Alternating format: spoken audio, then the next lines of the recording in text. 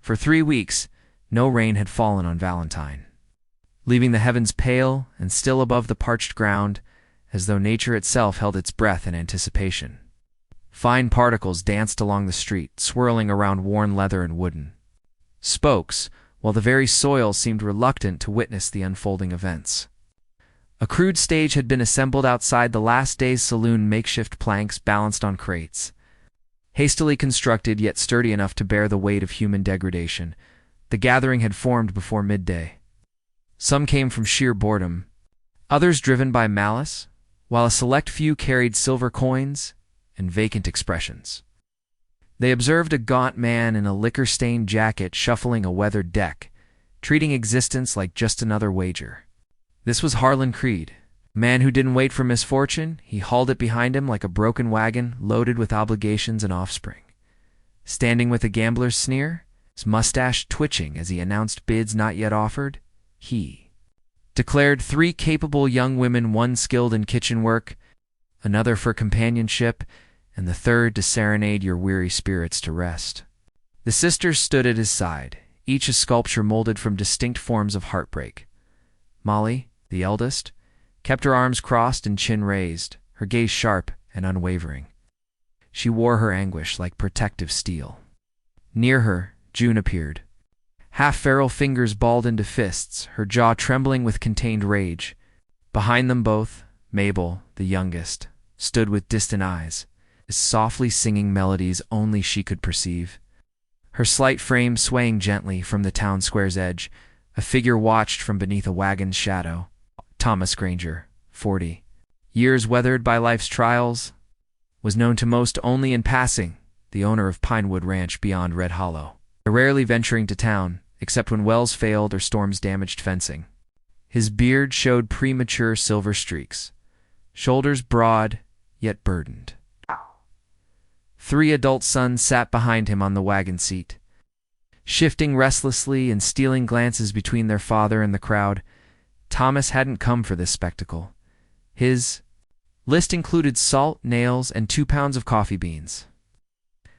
But destiny doesn't knock gently, it strikes like lightning, leaving you wondering how your hands became stained with consequence. He observed Molly's eyes sweep across the assembly, meeting each stare with defiant challenge. She bore no wedding band, no child at her side, no guardian, only backbone and sorrow worn like armor. June's lips curled at a vest-wearing man whose laughter rang too loudly. Mabel gazed at the sun, lips moving with her private melody. Thomas shifted his position. The youngest reminded him of his deceased wife's sister at 13, delicate-boned yet resilient. Simply exhausted by burdens no child should shoulder. Harlan's voice rang out again, crude and calculating, setting the opening price at $15 each, or $40 for all 3. Silence descended, not natural quiet, but the kind extracted from a room like air sucked from lungs. No voices rose. Even the breeze paused. Thomas stepped down from his wagon, boots stirring dust as he moved deliberately past townsfolk who suddenly found their footwear or the sky fascinating. He remained silent until reaching the platform. "Release them," he stated simply. Harlan blinked in confusion. "What?" Thomas's voice didn't need elevation. "Untie your daughters and step down before I send you into next week." The confrontation escalated as Harlan scoffed and questioned Thomas's authority. The response came steady and sure. A man who's finished watching cowards auction what they've destroyed while claiming it's still intact. Thomas addressed the crowd directly, his words cutting. "You came to observe. I hope what you witnessed haunts you. This isn't theater, and they aren't livestock." Harlan's hand moved toward his coat, but Thomas's stare landed like a rifle's aim. The gambler faltered, spat on the planks, and retreated, muttering curses. The sisters remained motionless. Thomas looked at Molly. "You're free to go, but if you have nowhere else, I offer a house with sound rooms, sons who respect boundaries, and meals that don't leave you hungry. You'll owe me nothing." Molly's eyes narrowed suspiciously. What's "Your motive? Someone should have intervened long ago, and I gain nothing by standing here idle." He turned back toward the wagon as the crowd parted like frightened sheep, remembering the wolf among them. For a moment nothing stirred. Then Molly descended. Her sisters followed, Mabel still humming softly. They climbed into the wagon's bed. Settling among feed sacks and rope coils, nobody spoke. Thomas didn't look back. The path from town wound narrow between brittle cottonwoods. The wagon creaked steadily. Caleb, the youngest son, kept glancing backward, trying not to stare. Offered Mabel wrapped candy from his pocket. She accepted with a small nod, unwrapping it as if it might vanish. At the ranch, the porch showed age, but remained clean. A golden dog barked once and wagged enthusiastically. The sun began its descent, casting long shadows across the yard. Showed them through the house. Individual rooms for each of you. Beds prepared, windows secure. Nothing elaborate. "Is this imprisonment or kindness?" June muttered. "Whatever you need it to be," Thomas replied, leaving them unsupervised. That night he slept in the barn. Morning arrived gently, pale light filtering through kitchen windows. Molly stood beside the cold stove, staring at the unlit firebox. June was already outside, kicking stones. Mabel sat in a corner with a dull spoon and tin plate, tapping it like a drum. Thomas appeared in the doorway, coffee mug in hand. His eldest son, Levi, leaned beside him. "What should we do?" Levi asked with quiet confusion, not resentment. "Let them breathe," Thomas answered, and they did. Days drifted past like autumn leaves. The sisters spoke little, ate what was offered, helped when asked, but maintained their distance. Thomas never pressed. Then one evening, Molly sat on the porch after supper, arms wrapped around her knees. The sun disappeared behind hills, painting fields gold and crimson. Thomas sat beside her in silence. She spoke first.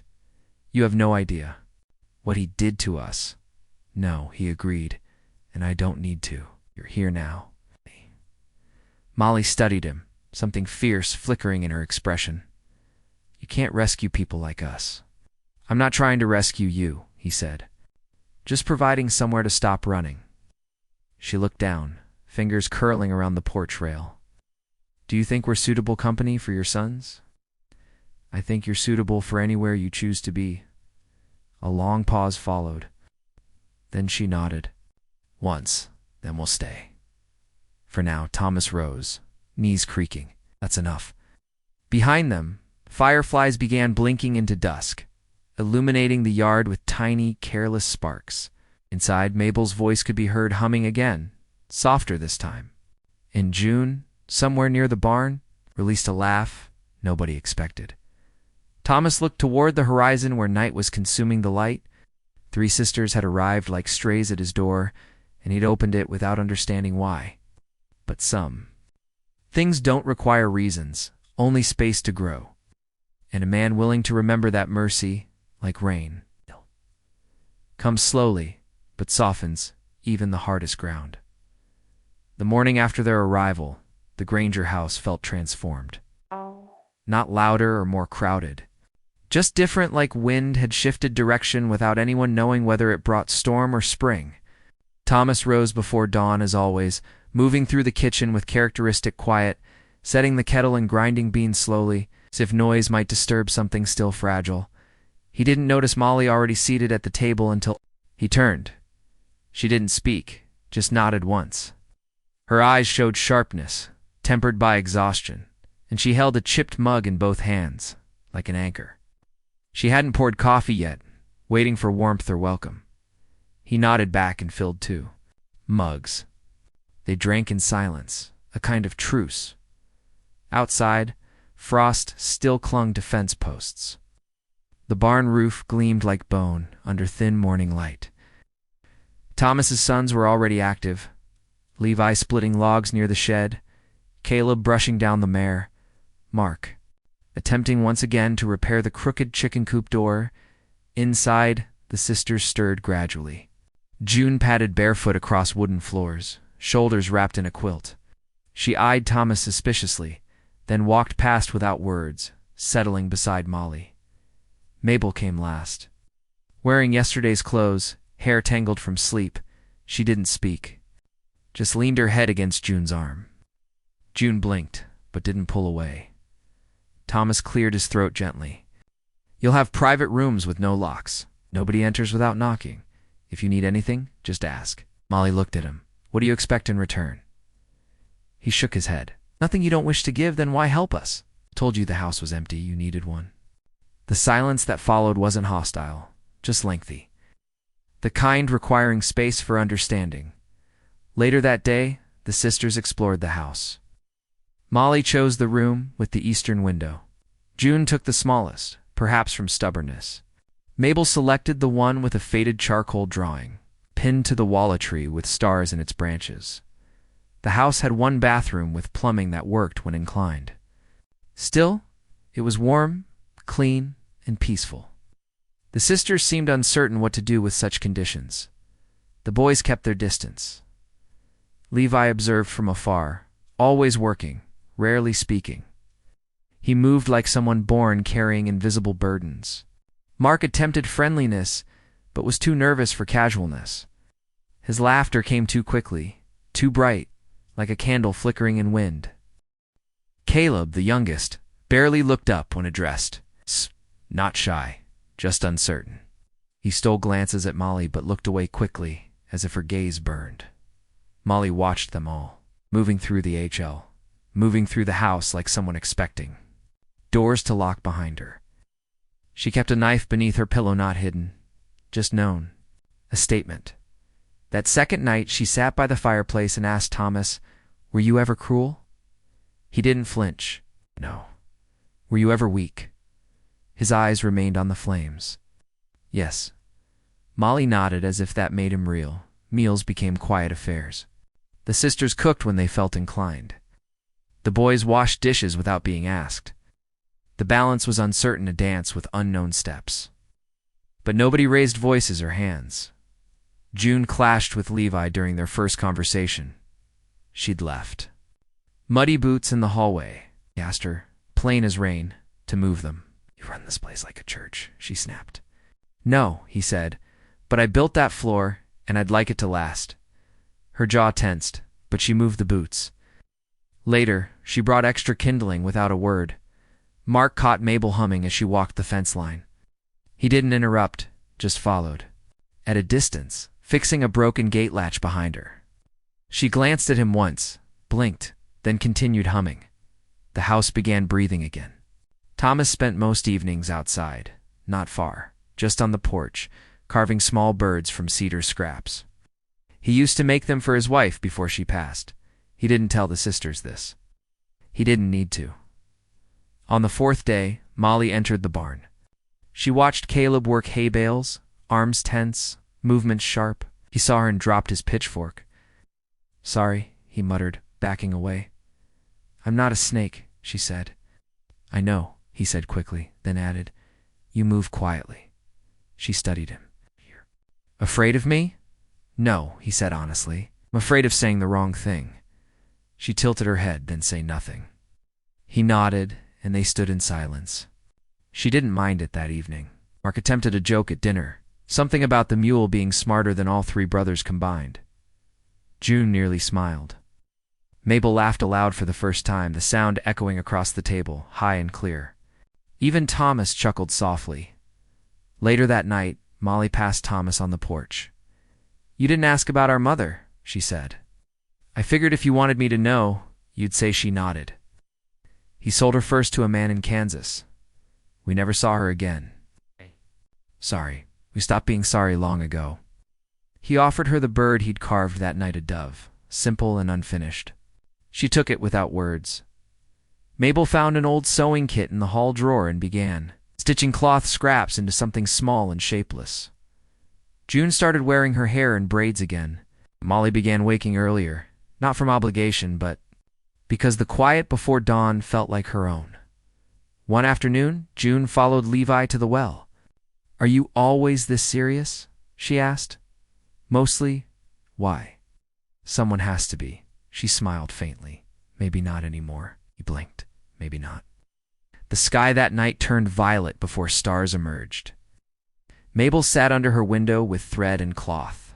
humming her familiar tune. Mark carved a small flute from a cane reed and offered it to her. She took it, played one note, and nodded. Thomas sat alone again, watching shadows shift on the porch. Molly joined him, arms crossed, eyes half closed. "You think this will work?"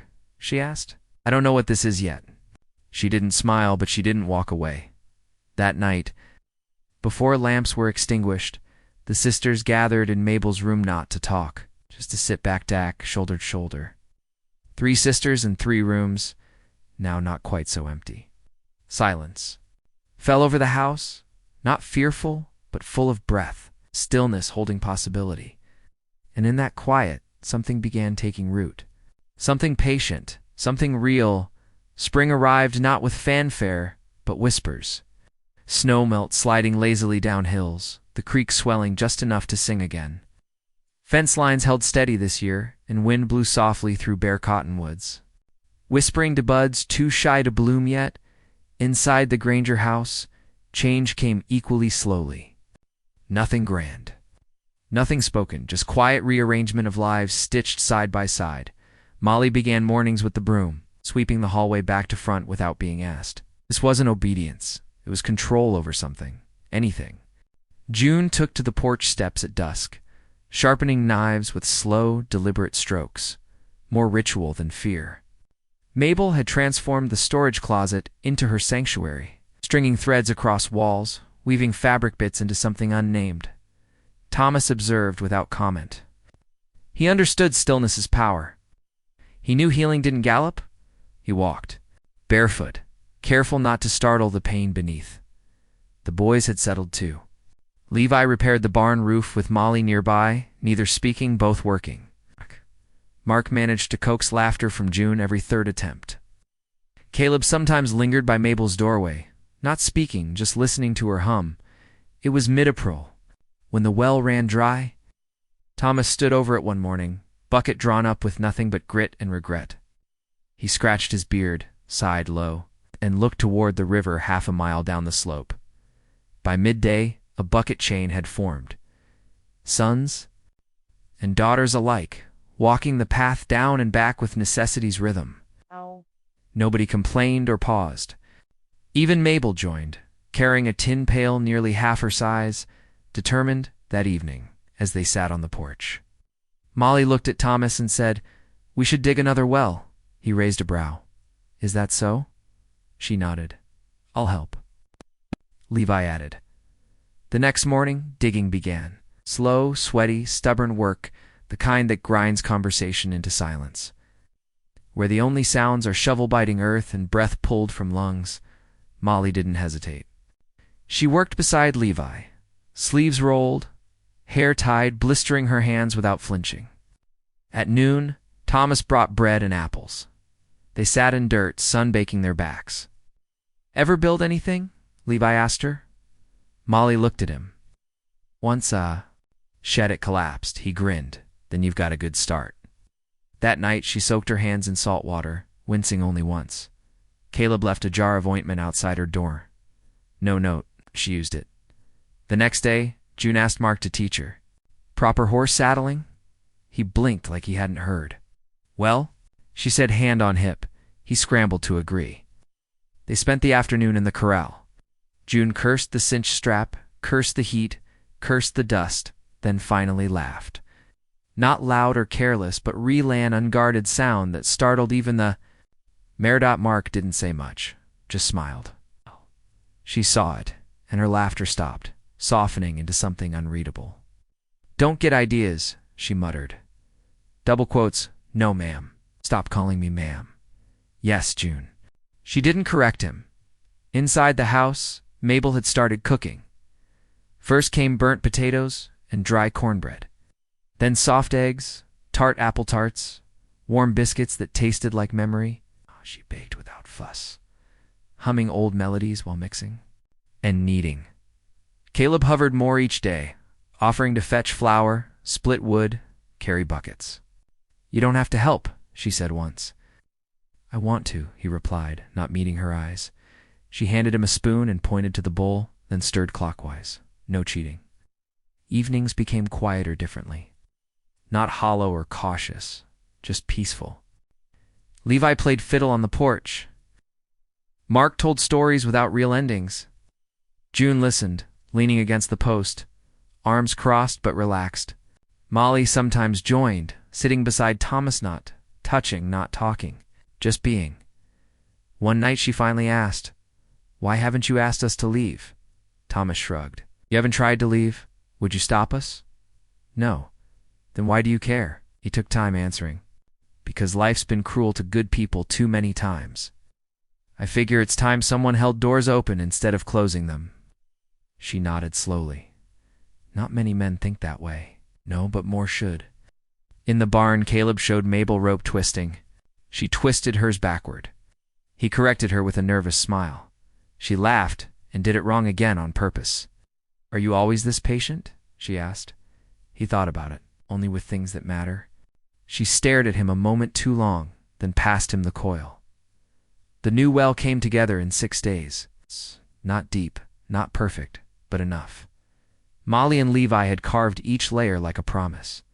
When water finally filled the bottom, dark and steady, Molly leaned on her shovel and grinned. "You didn't think I'd stick it out?" she said. Levi wiped his brow. "Didn't think anything, just hoped." "Hope's dangerous." He met her eyes, so was giving up. That night they all sat together for supper. No lines drawn, no eyes downcast. The stew was warm, biscuits golden. June passed salt to Mark without words. Mabel laid her fork down gently, hands folded, content. Thomas raised his glass of water. They laughed. Even Molly smiled, lips pressed, but real. Later, as dusk blanketed the sky and porch lights glowed dim, Molly walked beside the garden roses still bare, but waiting. Levi joined her. He didn't speak. She didn't either. But she handed him the trowel and gestured to soil. "Plant." "Something," she said. "If it lives, it lives. If not, we try again." And he did. In that night's stillness, the house no longer felt like it was holding its breath. It exhaled slow, steady, and, somewhere deep in quiet soil, things began growing. Days had fallen into rhythm. Morning chores, warm suppers, quiet smiles traded. Across porch rails, laughter no longer startled anyone. The sisters no longer flinched when boots hit floorboards. Spring had tucked its fingers into the Granger house's seams, patching old wounds with sunlight and steady hands. Then came the rider. He arrived on a Tuesday just before sundown. The horizon still wore day's gold, but wind shifted, sharp with a scent nobody liked: sweat, tobacco, and gun oil. His horse kicked dust as it halted at the fence line, nostrils flaring. The man didn't dismount. Thomas stepped out first, wiping his hands on a rag. He didn't reach for weapons, just watched. His son stood behind him, silent. The sisters appeared slowly in the doorway, Molly's hand instinctively reaching back to steady Mabel. The rider leaned forward. "Looking for what's mine," he said. Nobody answered. Harlan Creed pulled off his hat and spat into dirt. His hair was longer than before, more silver than blonde, and his eyes twitched with sunburnt anger. The revolver at his hip gleamed clean, oiled, ready. "You think I forgot?" he called louder. "You think you could just walk off with them like they were yours to keep?" Thomas stepped off the porch, slow and measured. "They walked away from you. They're still mine by law." "No, they're not," Harlan smirked. "This ain't a courtroom, friend." Thomas's jaw tightened. "That's right. It's a home. You're not welcome here." Mark moved closer to June. Caleb stepped in front of Mabel. Levi didn't move, but his stance was a storm waiting to break. Molly stepped forward. Her voice cut clean through air. "We're not yours. We're not for sale. We're not going anywhere." Harlan looked at her, then at the house, barn, fields behind them. "You think this little setup changes anything? You think a few home-cooked meals and soft words make you something better than what you were?" "No," Molly said, "but it makes us free." "Free?" He laughed, short and bitter. "You're living off charity." Levi stepped forward, face hard. "Say that again? Why are you planning to fight me over someone else's mistake?" Thomas raised a hand, stopping Levi's next step. His voice stayed low. I'm only asking once more. Leave. Harlan dismounted slowly. The revolver stayed holstered, but his hand hovered. You think I'm alone? From the trail came two more riders, younger men, rough-looking, scarred. Harlan jerked a thumb toward them. They're here to see justice done. Caleb swallowed hard. Mark clenched his jaw. Sisters didn't move. Molly's gaze never left Harlan's. June's fingers flexed at her sides. Mabel stepped back behind the doorframe. The standoff stretched long and quiet. Then from the distance, hooves sounded another rider coming fast from the opposite ridge. Dust curled up behind him. It was the sheriff. He pulled up hard beside Harlan, looking over the scene with weary eyes. He asked, scanning the tense silence. Harlan gestured wide. This man stole my daughters, took them like property. The sheriff looked at Thomas, then at Molly. That true? No, Molly said. We left. He was selling us on a crate outside the saloon. This man offered us safety. Nothing else. Got witnesses, Harlan said. I got bruises, June snapped. Count those two. The sheriff dismounted, slower now. He looked older than his badge, weary of this kind of trouble. He scratched his beard, then glanced toward Thomas. You take them in? I opened my door, Thomas. Said they walked in on their own. You planning to marry them off? Harlan asked, venom behind the grin. Turn them into Granger property? Nobody belongs to anyone here, Thomas said. The sheriff turned back to the sisters. You want to stay? Yes, Molly said. The sheriff nodded slow. Then I ain't got cause to move you. Harlan stepped forward, furious. You're siding with them? With him? I'm siding with what the law says, the sheriff muttered, and the law don't recognize daughters as debt collateral. The sheriff cut him off with a look. What'd you say? One more word, Harlan, and I'll have you locked for public threat and trespass. Harlan's lip curled, turned to his men, snarled something under his breath. The three of them stood a moment longer, trying to hold ground with pride alone. Then Harlan spat in dirt again, turned to his horse, and mounted. This ain't the end of it, he said, voice low. Thomas didn't blink. It is here. They rode off. Hooves thudding like closing doors. The sheriff lingered a moment, then tipped his hat. You've got a hard piece here, Thomas. Don't lose it. We won't, Thomas said. The sheriff rode off. Silence returned, thick and shivering.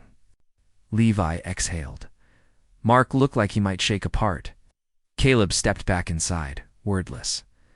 Molly turned to Thomas. You didn't have to do that. He met her eyes. Yes, I did. She looked like she might say more, but words never formed. Later, when lanterns were lit and the dinner table full again, nobody spoke about the man with the gun or the law that hadn't come soon enough. They talked about the well and planting and the mare set to foal next week. Molly sat across from Caleb. June passed Mark the cornbread. Levi refilled Mabel's cup without needing to ask. After supper, Thomas sat on the porch, knife in hand, whittling. Again, Molly joined him. For the first time, she didn't keep her arms folded. I thought I was done believing in men like you, she said. You don't have to believe in me, he replied. Just believe the door's still open. A breeze stirred. Somewhere down in the fields, night birds began singing, and above them all, stars came out, quiet witnesses to a war not fought with bullets, but with something harder. Mercy. The days that followed settled over the Granger ranch like a soft quilt, worn but warm. Nothing grand happened. Nothing needed to. Duh. The threat was gone. The past, still present, but quiet now. Like a storm seen far off on the plains, still remembered, but no longer overhead. Spring had ripened. The air carried pollen and soil's weight, the scent of things alive and still becoming. The sisters had slipped into their roles, not by demand, but rhythm. The boys no longer hovered with caution, but walked beside them, shoulder to shoulder. It's not as saviors, not as owners, just as men who'd finally learned to see beyond what was easy to hold. Thomas spent more time on the porch these days, not because he was tired, though he was, but because there was something worth watching against something blooming. Even in old soil, the porch had become a stage for trust's slow and necessary unfolding. Molly had taken to the garden. No bonnet, let sun kiss her skin, and didn't flinch when it burned. She planted without speaking, dug with purpose, watered with tenderness of someone who'd once been left dry too long. Caleb came to her most often now, as quiet as ever, but his hands offered more than help. He brought her seeds wrapped in linen, old books on weather and soil, and once a worn ribbon dyed plum, which she accepted with a nod that meant everything. Levi mended the chicken coop for the third time that week. June said he was obsessive. He replied the hinges were stubborn. She rolled her eyes but stayed close, always within 5 paces. Always with one foot pointed toward him, one evening. She caught him watching her when she brushed Mabel's hair and kissed her brow. You look at me like I'm soft, she said. I look at you like you survived. Same thing. He didn't argue. Mabel was a different song altogether. She sang now not for others, just to the wind, to the well, to bread she needed before dawn. She rode bareback in the field behind the barn, her braids flying. The old mare, understanding something gentle, passed between them. Mark crafted her a small harp from willow and thread. She played it wrong for days, but always with joy. They didn't call what they had a family? Not yet. The words still carried too much weight. But something deeper had rooted. And roots, after all, don't ask permission to grow. They just do. It was Molly who first brought up the idea. She did it the way she did everything, with care and a touch of fire. She stood on the porch after supper, arms crossed, the sky behind, her soaked in lavender. Thomas was lighting his pipe, Levi oiling hinges on the screen door. The sisters were inside laughing over something Mabel had said. We've been here months, Molly said. Thomas looked up, and we're not guests anymore. Not looking to leave, that's the truth. I know. She took a breath. We'd like to speak to you, all of you. She nodded toward the house. All of us. He rose slowly, stepped inside. The boys followed. The 6 of them sat at the table again. No food now, just hands folded, eyes steady. It was June who went first. She never flinched from fire. I want to marry Levi, she said. Not because he saved me, not because I owe him anything, but because he treats me like I'm not broken. Levi swallowed hard. His hand twitched on the table. Thomas nodded once, no ceremony in the gesture. Just quiet acknowledgement. Mark cleared his throat. I'd like to ask Mabel. She's young, Thomas said. I'll wait if I have to. Mabel smiled and squeezed his hand.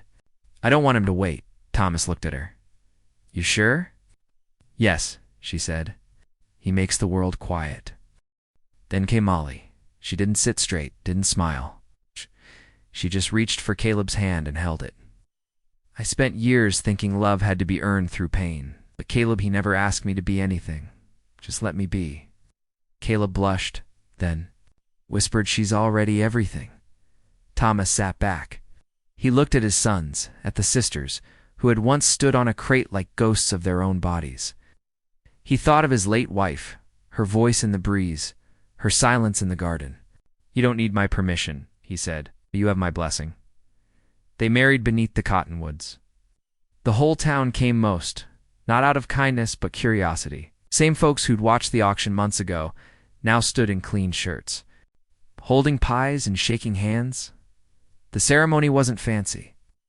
There were no lace veils or silver rings. The dresses were stitched by Molly and Mabel, simple and soft. June wore her boots. Mabel wore wildflowers in her braid. The boys wore the same. Coats they'd been baptized in, brushed clean. Thomas stood before them, not as a preacher, but as witness. His voice was rough, but steady. You've seen each other at your worst. That matters more than any promise made in candlelight. If you can love after dust settles, you can love through anything. The vows were plain. June promised never to mistake. Silence for weakness. Levi promised to speak only when his words were worthy. Mabel promised laughter, even on hard days. Mark promised presence even when old restlessness called. Molly promised nothing but truth. Caleb promised never to hide from hers. They kissed not as strangers meeting in new skin, but as those who had already built a life. This was just the door marked with their names. That night, the ranch glowed. Lanterns hung from trees. Fiddle music swayed the breeze. Mabel danced with bare feet, her harp tucked under her arm. June challenged Levi to a foot race.